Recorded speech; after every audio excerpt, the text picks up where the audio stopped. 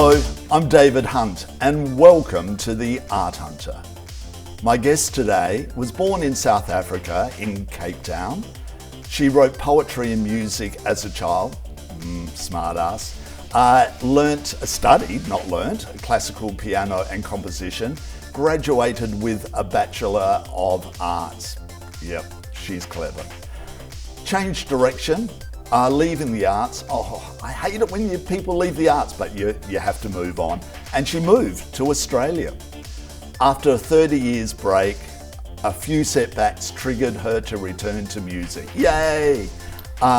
With guidance from Rock Candy Production, she created the Song Tailors. This amazing story is going to unfold here. Get ready for it, people. A performer to showcase songwriters and provide opportunities for musicians and vocalists. Get this, Spotify, over 730 million, thousand, trillion, no, it's thousand, 730,000 Spotify streams, which she said she's earned probably $4 from that, but hey, the exposure is amazing. I love this quote. It's from Ear to the Ground music blog. They wrote, "You're looking for something different that stands out from the crowd? Spin one of the Song Tailors tracks because you'll be very, very happy if you do."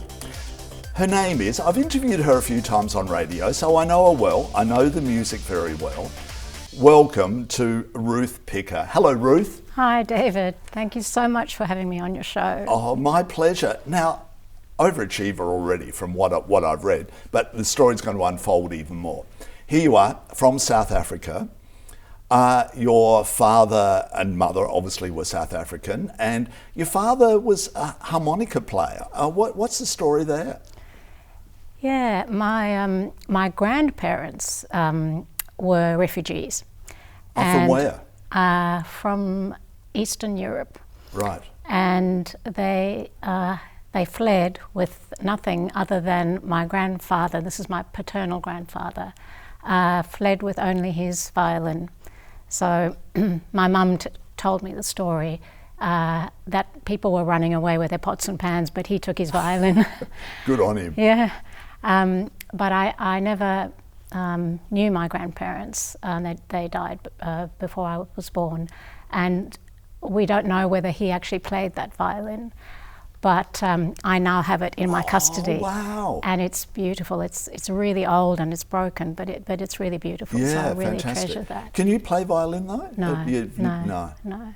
And why piano? Why did you head towards piano? Because why not violin, considering that story? Yeah, and why not harmonica? Well, the harmonica was very difficult to play. So my dad played the harmonica when he was young, and he was a finalist in a talent competition when he was 16.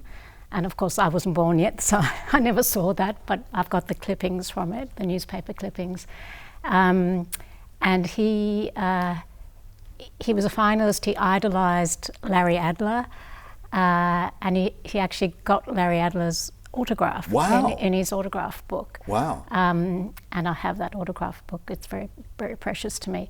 But he stopped playing the harmonica because he was, we can only deduce, because we don't know why, he was frustrated with it, that he couldn't express his musical emotion through the harmonica.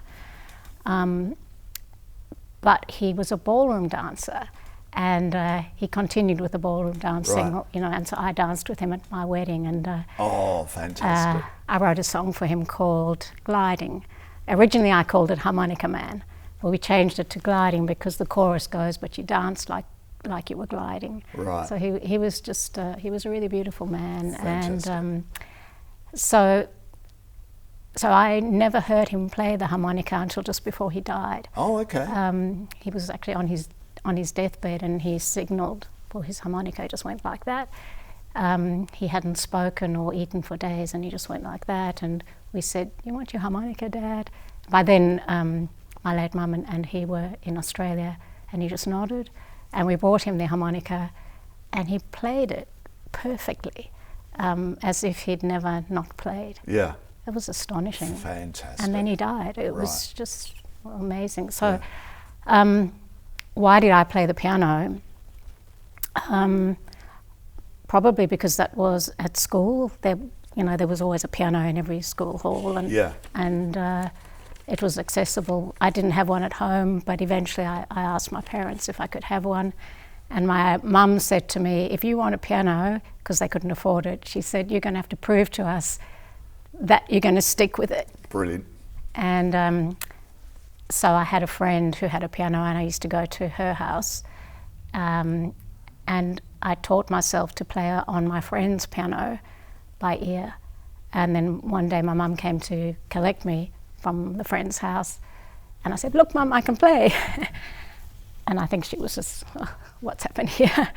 And so from then on, they sent me to music lessons. But I was quite old already by then. I was already 13, which is quite late to be learning to play the piano. Yeah. Having been self-taught. So it was quite a challenge for the teacher to unteach me and reteach me. Of course, yes, because you would have picked up all the bad habits. Yeah. What was it like studying music? You know, like it's a long journey, isn't it? And quite demanding, but must be so rewarding as well. Yeah, well, I studied music after school. My degree was not in music. My degree was in the arts. So my study of music was as a teenager, essentially as a child and teenager. I studied after school. I had lessons with an ex-French concert pianist, whose name was Estelle de la Ville. Oh, great name! She would love this room. I was thinking of her actually. She would love your set. I can imagine her sitting here. Well, it's very French, isn't it? Yeah. Yes, and she was a French concert pianist.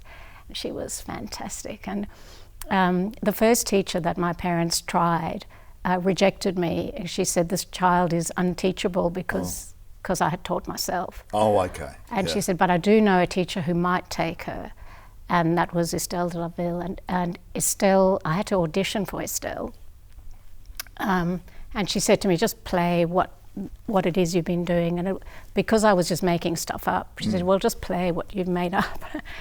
So I did, and she agreed to take me on, which I'm really lucky that she agreed to.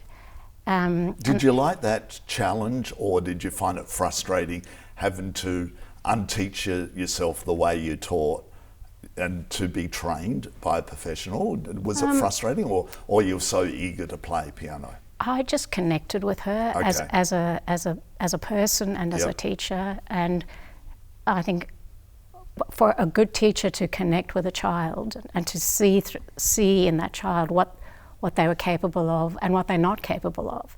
And she said to me early on, she said, you will never be a concert pianist. She told me straight out, you'll never be a concert pianist, but you love music and you can be a musician and you can be a composer if you want to be. And she said, I will take you to grade 8, we'll do everything. She said, but you're going to enjoy it. She said, I don't want you to be afraid of music or be anxious about it. I want you to love it. And so, you know, as the years went by and I progressed more and more, she would say, okay, this year I'm going to give you a choice of which pieces you want to learn to play, and she'd play them for me on the piano, and she'd say, okay, which ones of those did you like? And say, oh, I like this one, and that one, and they were all the romantics. There were Chopin and Beethoven and Debussy and Satie. And she said, okay, we'll play that. So she just went with me with what I was naturally affiliated with. How smart of her. Yeah. With what a great teacher she must have been. Yeah. She was fantastic. Brilliant. She used to smoke and drink. She used to She's drink. French, come on. She used to smoke and drink red wine. Yeah. And she wore all these jewels and, you know, rings and bracelets, and as she'd play, everything would clink on the keys, and I just loved it. Yeah. Well, it was almost like a fantasy world by the sounds of it. Yeah. I didn't enjoy the smoking so much, but no. Although it was probably back in an era where we put up with it, didn't we? Yeah. Okay, so you moved away from the arts and came to Australia, and you know, like so many people within the arts, have to get a real job because you know, like, as we know, the arts usually doesn't pay, and you became an accountant, and you were obviously very successful in that realm. So, you know, like, what was the triggers that, you know, like, that hit you off, that you thought to yourself, you know, I've got to get back doing it down the track? So I knew nothing about the music industry, nothing at all, because I'd not been in the industry. So he said to me, oh, my brother's got a friend in Las Vegas. He's a record producer. He can produce the song if you like. So he put me in touch with the record producer in Las Vegas, who contacted me and said, sure, I can produce the song and it will cost you. It was an astronomical amount of money in US dollars. And I thought I actually was I was prepared to pay it, because I thought, I can't give my cousin his wife back, but I can give him the song. I can give him the song. And I was going to find the money to pay for it, for the recording. And then I thought, hang on, let me just see if there's someone in Melbourne who can do this. I wonder if there's somebody in Melbourne. I wonder if there's someone in Melbourne who can do this. So I Googled record producers in Melbourne, and one of them replied to my email. And who was that? And that was Rock Candy Productions. Right. And you've been with them ever since? Ever since, yeah. And what is, which I mentioned it in the my little promo for you, what's the name of the lovely little company that you've created for your music? So it's called The Song Tailors. Which is over your shoulder. Yeah, I wish I could look at it now. You'll see it at some stage. You'll see The it. Song Tailors. The logo is a Singer sewing machine. So there's a play on a whole lot of things. There's a play on a whole lot of things in the logo. A Singer sewing machine with the threads coming through it and coming out the other side with a gramophone and music coming out, because it's about weaving true stories together, because all of my songs are true. They're all true stories. And so it's the stories that go through the sewing machine and come out as music. So it's called The Song Tailors, and every song is tailor-made also for a particular person. Right. So the song for Mel was written for her, and of all the, I think it's 35 songs to date, many of them are a tribute to a person, or written or inspired by a person or something. Now, what I love about what you do, and as I said earlier, I've spoken to you quite a few times over the years, is that you haven't just thought, okay, I'm producing it here in Melbourne, you know, like, this is where I live, but you've done the most extraordinary thing where you actually use vocalists, because you don't sing yourself. You're the piano player and you write the song and the lyrics. But tell our viewers what you do with the vocalists. Okay, so the vocalists are from all over the world. We started with Melbourne-based vocalists. And then once the Song Tailors started to grow as a brand, I guess, through social media, and mainly, in fact, almost entirely through Instagram. Incredible. I started to connect with vocalists all over the world. Fantastic. Because many of them would be singing on Instagram, so they put themselves out there singing covers generally, and I would listen to them and think, oh, she's good or he's good, and would connect with them and say, are you interested in singing my songs for the Song Tailors? And with the pandemic, we had to change our thinking, because before the pandemic, the working with an international vocalist meant we would have to fly to record somebody there, and we did. We went to LA, we recorded one artist in LA. But I also remember you had a young teenage girl that you flew into Australia. Yes, so Miller, we recorded her in LA, and we flew her to Australia to the launch of the Kintsugi album, which you very kindly attended. We flew her out here. But after that, when the pandemic hit, we couldn't do that anymore. And we realised that we could record remotely. And so I actually, when the pandemic hit, I felt that I wanted to keep doing music, and in fact doing more, because, as you know, the one industry that got affected really, really badly, and is still very badly affected, is the arts. Yep. And the curtains literally went down Yep. on the arts, Yep. and are still down in many places. And I thought, I can continue to support the industry in a very small way, which I do, but I can continue to do this if we can work remotely. Yep. And I can do it with artists who don't have to be physically here, because we weren't allowed to. Yeah. We weren't allowed to be in the studio. We weren't able to fly. And so I did a call for singers. I sent out an audition call. It was like a talent search, a call for singers, and a number of them responded.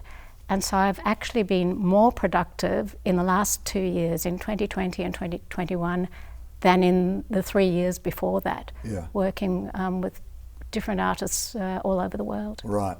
So let's get this right. So you record the music here and then send them the tape of the music, or like electronically you send it, and then they do the vocals. Yes. That's how it works. Yes, yes. Okay. And then the track is sent to them. They record the vocals over the track, and then the production happens back here in Melbourne. The mixing and so on, and the mastering. And technology. Yeah, incredible. It's incredible, isn't it? And it's going to get smarter and smarter on that front, isn't it? I'm hearing, like there's famous people that will do a line on somebody else's song, and they never meet each other. Yes, What's that sensation like, that all of a sudden the music disappears, and you're then just got to hope that it sounds great when it comes back to you? Have you been disappointed at any stage? That's a really interesting question, David. I've never been disappointed. And actually the international artists that I've worked with since 2020, I've never met either. Yep. I've never met them. Well, thank God for Zoom, I suppose. Yeah. But I knew when I heard their voices. I knew, and I know very quickly whether an artist has got a good voice or not. I can tell within the first bar. They've either got it or they don't. So before choosing the artist, I would know that they had a good voice. Yep. So no, I've never been disappointed. And do you rewrite when you know how they sing particular songs, when they've sent demos to you and stuff? Do you rewrite a few, or is it very set that you've written a particular song in a particular way, and you want it kept that way, or do you rewrite to suit them? I don't know. I don't rewrite to suit them, but for the songs that I've written, I choose the artist who I think would best suit that song, because I'm writing in a whole lot of different styles. And so I'm trying to choose the artist for each song. I'll think which artist would best suit that particular song that I've written. So, for example, Miriam Mcdonnell from Ireland, she has quite a good jazz sensibility. And one of my songs, more recent songs, is called Forever, and it's about nature, and it's about the relationships within nature, and then with humans as well. It's about our relationship with nature and with the planet. But I wrote it in a jazz style, and I knew that she had a jazz sensibility because I've listened to her own compositions and noticed that she had this affinity with jazz. So I approached her and I said, would you like to do a jazz style of song? And she said, I'd love to do it. And she did a great job on that song. So so it's kind of matching. But in the final production of the song, there will always be harmonies or ad-libs that the singers will do under the guidance of my producer to really bring the song to life from where it started. But it will always end up as the song that I created, set the lyrics and the melody, but it will be added to and enhanced by the singers, by the musicians that are on the track, and that's what I love about it, because it's teamwork. Yeah, exactly. Is there songs that you write and like when you hear the final recording, you go, "That's exactly what I want"?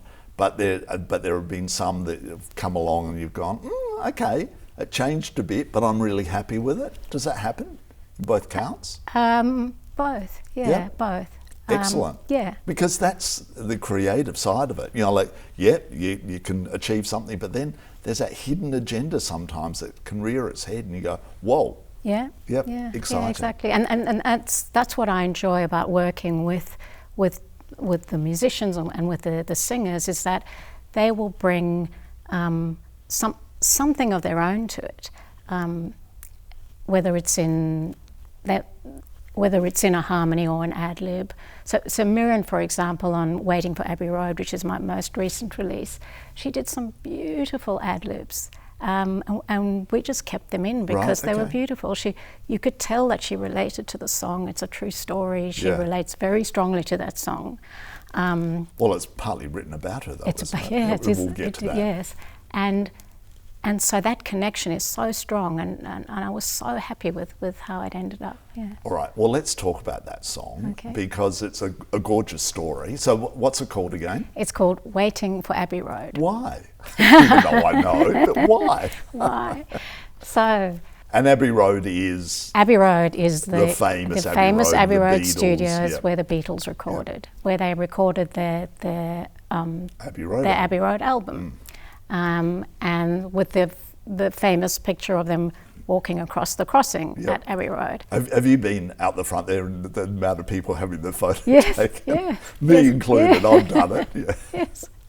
Well, when we lived in London, when I was working in London, I actually had to cross Abbey Road every day on my way to the tube station. On my way to the tube.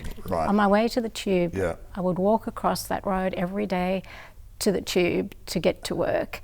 And I look back at it now and I think I took that for granted, that I was there on Abbey Road. That was before I returned to music. Yep. Okay. Yep. We did stop the traffic to have, my family stopped so we could get our picture crossing Abbey Road. But what I would give now to go back, to get back. So we were supposed to record Miriam at Abbey Road, and we had arranged with her mum. She's only 15. Who is she? So Miriam Mcdonnell is now 15 years old. When I found her on Instagram, she was about 12, I think 12 or 13. She was Ireland's junior Eurovision winner at the age of 11, I think. Brilliant. Yeah. Brilliant. So, and we had arranged to record her at Abbey Road, and she was in the huge studio. In the little studio. Couldn't afford the big studio. I thought with the symphony orchestra. No. We were going to go to London. Yep. And she was going to come down from Dublin. Yep. And we'd arranged that we would meet and we would record there, and I'd booked and paid the deposit for the small studio. Abbey Road has what they call the affordable room. Right. Okay. Even that affordable room is pretty expensive, it's accessible to more ordinary musicians. Yep. So we booked it. I'd paid the deposit. Miriam was so excited. I was so excited. My producer was excited. Everybody was excited that we were going to do this. And then the pandemic hit. We were supposed to record in April 2020, and we went into lockdown here on the 13th of March 2020. so we couldn't do it. Yeah. And what? So the song wasn't called Abbey No. Road at that stage. So what were you going to record? We there? were going to record some other songs, one of which was Forever. One of which was Forever. Yep. And another one which I might still record with her, and another one which ended up being recorded by somebody else. Right. Okay. So with the disappointment of not going there, and then after that, we can't do it. Then I did the call for singers after that, because that was when we went into lockdown, and I did the audition for singers. And I said to Miriam, please don't be disheartened by the fact that we're doing a call for singers, because we're going to do some remote recording. Yep. And the first person that we recorded was Dylan Klein from San Diego on a song called Together, which I wrote about the pandemic, and it was about sticking together through this, and that we're all in it together and we needed to support each other. And I did an interview with you on Joy, and he was listening from the US. Yes. And it was the first time he heard his song, a song of his being played on a radio station. Yeah. How brilliant is that? That bringing the world very small all of a sudden, isn't it? It's fantastic. Yeah. So he sent me a message on Instagram saying, I just heard the song Together being played on Joy FM. And I said, yeah, it was so cool. He said, it's the first time I've ever heard myself on radio. So that, as you say, this excitement of what you can do across the world. And what I love about what I'm doing with the Song Tailors is, it's in a very small way, but it's, look at these artists and the happiness that it brings to them. Opportunities. Yeah, the opportunities that it brings to them. Because getting a recording for a lot of artists is, it never happens. Yeah. Can never, or unless it's a home studio. Yeah. So yes, it's amazing. So back to the Abbey Road. Abbey Road. So towards the end of 2020, I went back to Miriam and I said, look, it doesn't look like we're going to get to Abbey Road anytime soon. Because initially we thought maybe in 2021 we'd get to Abbey Road. We almost got there, and then we U-turn. Yeah, so then I said to her, it doesn't look like we're going to get there anytime soon, so how about we do some remote recording with you? So we did two other songs with her, Forever, another one called Step Off the World, and then Waiting for Abbey Road. So you wrote what's Waiting for Abbey Road? Waiting for Abbey Road is about what didn't happen. Yep. So Waiting for Abbey Road is about her experience and my experience of having the lyrics go, we thought the world would go just as we knew we had planned, as if we had any hand in control.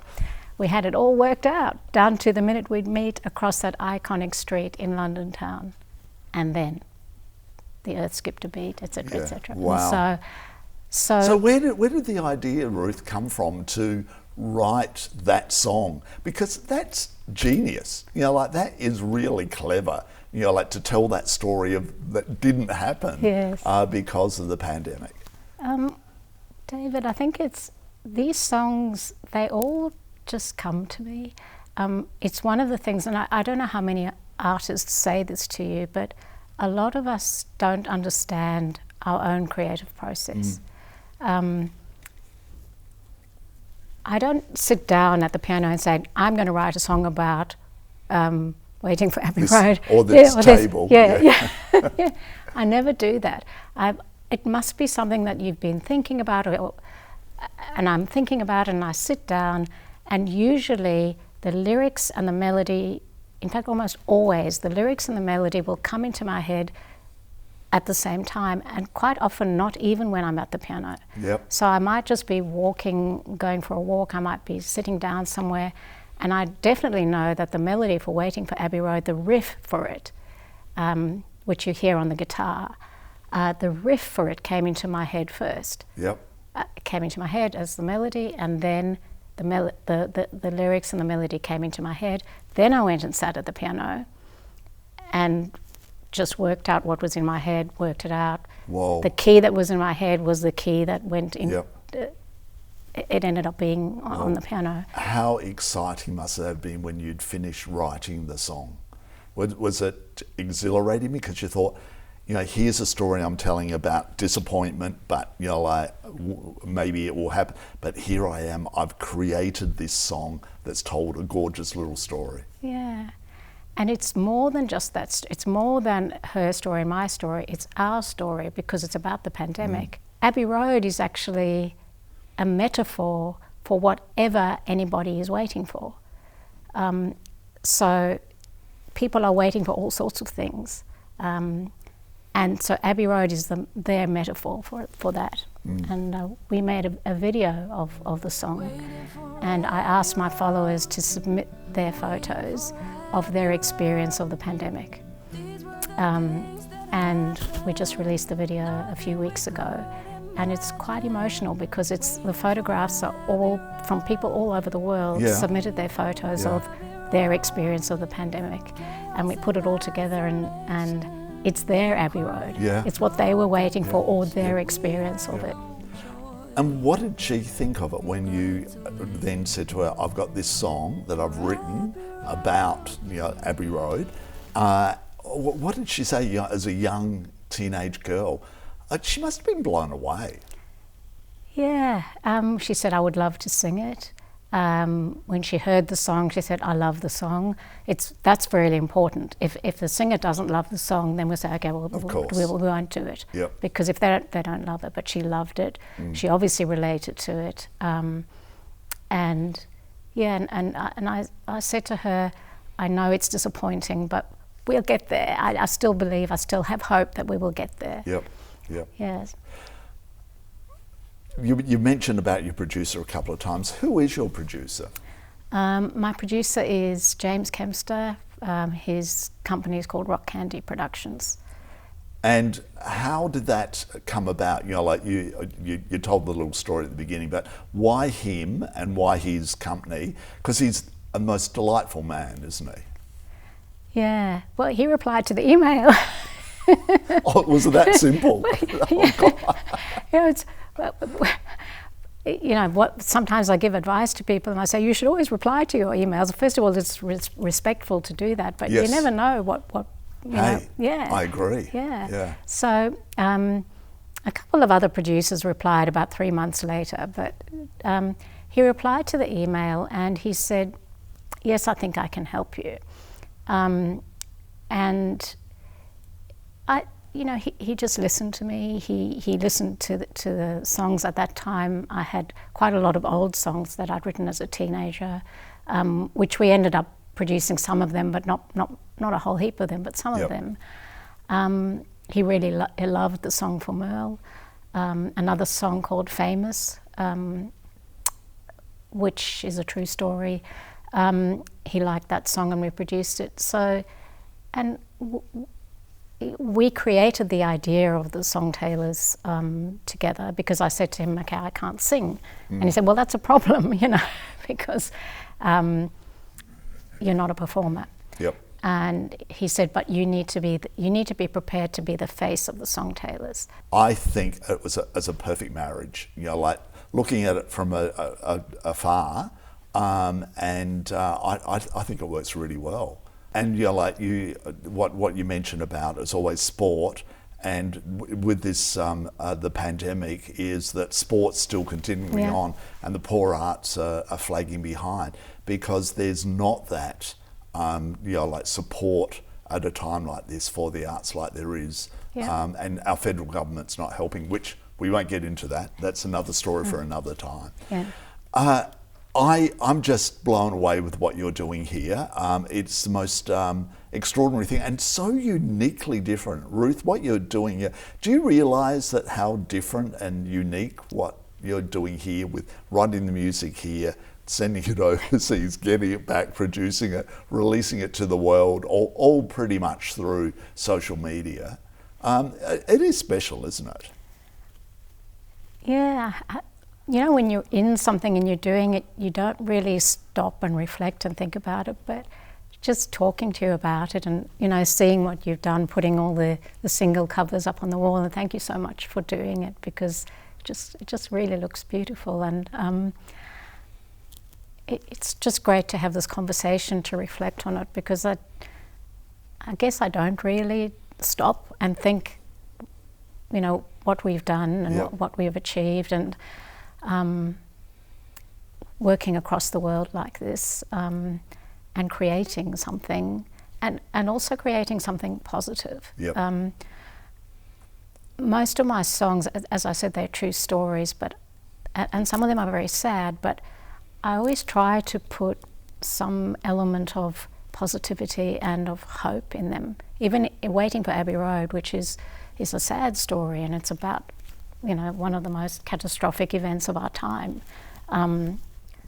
It's kind of like being in a war in this pandemic.